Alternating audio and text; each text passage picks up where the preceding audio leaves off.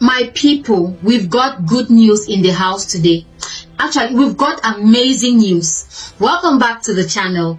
To our loyal subscribers, the one who refuse to be fed the crumbs of colonial narratives, thank you for standing with us. Today, we are paying a quick high-stakes visit to Senegal because something shifted in Dakar last week. Something that hasn't happened in decades. The Prime Minister, Ousmane Sonko, has decided to finally take up his responsibilities as a leader of a sovereign people. In one single lightning bolt move, Sonko has cancelled 71 mining licenses. 71. He didn't ask for a committee. He didn't wait for a consultation from the IMF. He looked at the contracts. He saw the exploitation and he pulled the plug. He stated clearly that these contracts are not just unfair.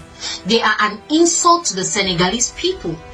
Today, we are breaking down why this move is a masterclass in leadership, how the IMF tried to choke Senegal into submission, and why Ousmane Sonko might be the only man standing between Senegal's riches and the vultures waiting to pick them clean. Let me know your thoughts on this before we dive deep. Do you think Sonko a hero for the people, or is he playing a dangerous game with the global powers? Type Sonko in the comments if you stand with the reclamation. Let's get into it. Let's talk about the theft by paper. I've told you guys here many times before, when these foreign companies come to our country, they don't come with guns anymore. They come with lawyers and 500-page contracts.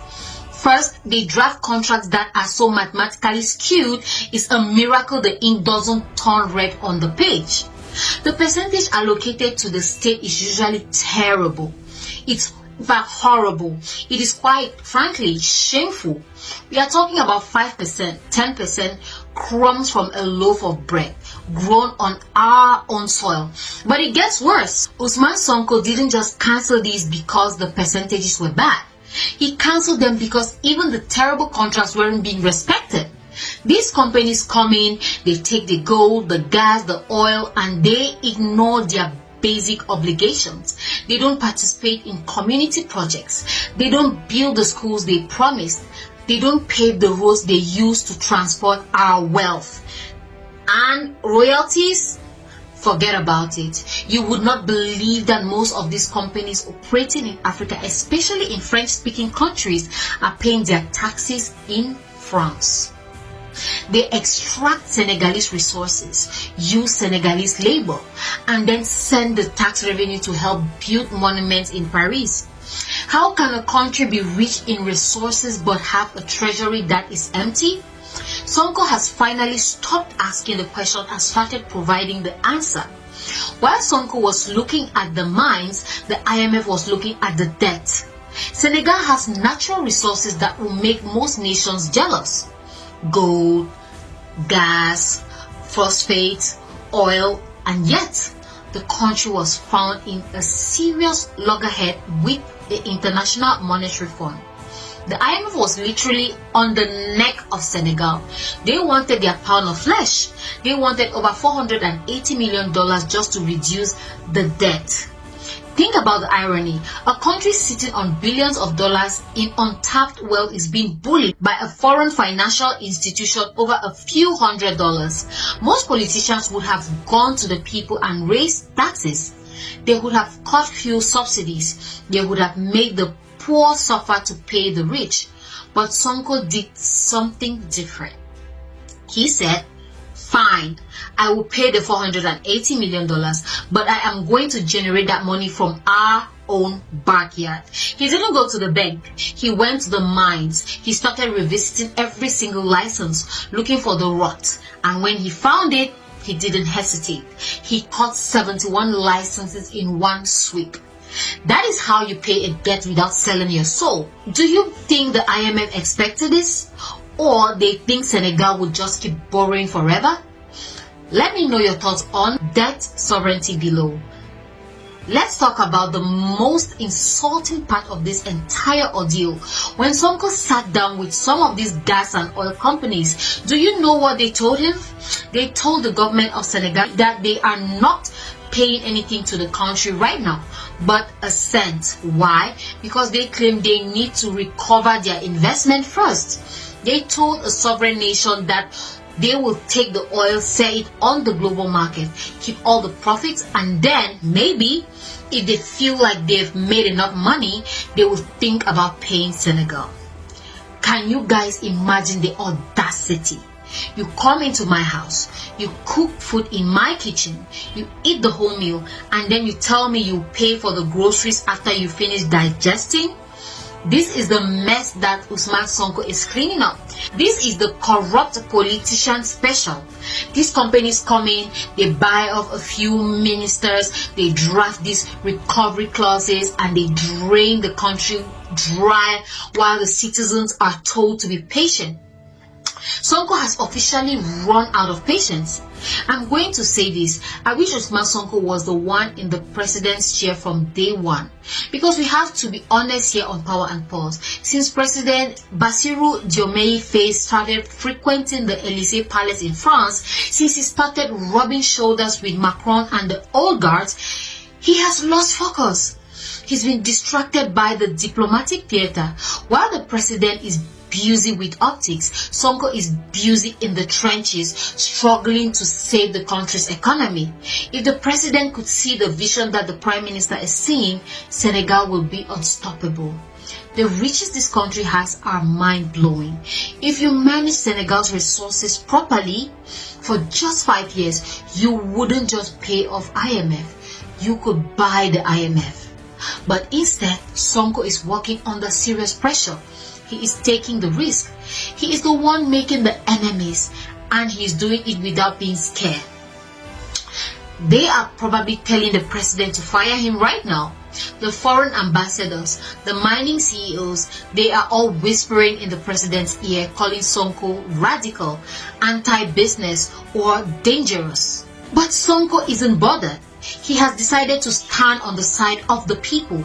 He knows that his power doesn't come from a boardroom in Paris. It comes from the streets of Dakar. It comes from the youth who have no jobs while foreign companies ship out billions in gold. This move to cancel 71 licenses is a message to every foreign entity in Africa. The era of open buffet is over. If you want our resources, you pay the fair price. You pay your taxes here. You build the roads here. And you respect the contract, or you pack your bags and go. What do you think? Should other African leaders follow Sonko's lead, or is he being too aggressive? I want to see a debate in the comments. Let's talk about it. We have to understand the context of Francafrique. For decades, the system was designed so that French-speaking African countries would remain reservoirs of raw materials and reservoirs of cheap labor. The mining licenses were the primary tool of this system. They were handed out like candy to companies that function as extensions of the French state. That's why these companies pay their taxes in France. The system was never meant to develop Senegal. It was meant to sustain the French economy at the expense of the Senegalese people. When Sonko cancels these licenses, he isn't just cancelling a contract. He is dismantling a colonial structure. He is saying that the special relationship is dead if it means the death of his people's future.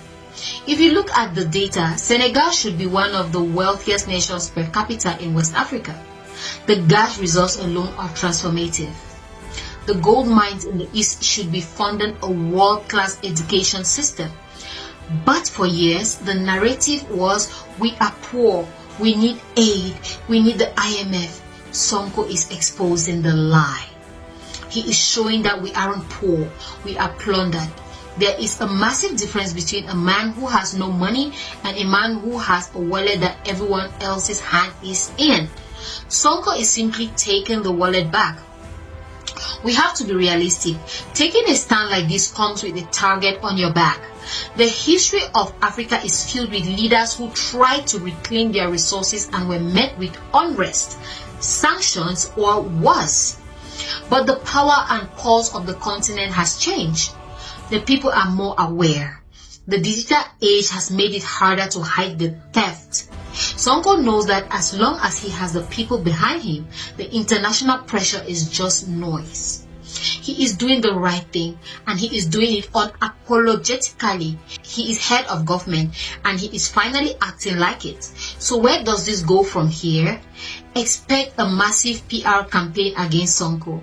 Expect anonymous sources to talk about how mining sector is collapsing, but also expect the Senegalese treasury to start seeing money it hasn't seen in decades. If Sonko can successfully renegotiate these 71 licenses or hand them to local companies that will actually invest in the country, the GDP of Senegal will explode. The $480 million to the IMF will look like pocket change. I personally am rooting for the day that Sonko becomes the full-fledged president of Senegal, because if he can do this as prime minister under pressure with a president who might be losing focus, imagine what he would do with the full power of the state. This isn't just a story for Senegal. This is a blueprint for Nigeria, for Congo, for Guinea, for every African country sitting on a gold mine while its people sit on a dead floor. Needs to look at Ousmane Sonko. They need to realize that the unfair contracts are not law. They are paper, and paper can be burned. It takes courage. It takes a leader who isn't looking for a vacation home in the south of France. It takes a leader who is bothered by the shame of his people being in debt to the very people who are stealing their resources. Senegal is at a crossroad. One path leads back to the Elysee Palace, to the IMF, and back to the recovery scams where we get nothing for our own oil. The other path, the path Ousmane Sonko is carving out, leads to dominion. It leads to dignity. It leads to a Senegal where the riches belong to the Senegalese. The 71 council licenses are just the beginning. The world is watching. Africa is watching. And here at Power and Pulse, we are watching. Thank you all for watching, and we really appreciate. And please don't forget to smash that like button. Let's get this message to the top of the algorithm so the whole world hears what's happening in Dakar. Share this video, send it to your friends in Senegal, in Mali, in the diaspora. Let them know the reclamation has started. And also subscribe to Power and Pulse. We don't follow the script, we follow the power.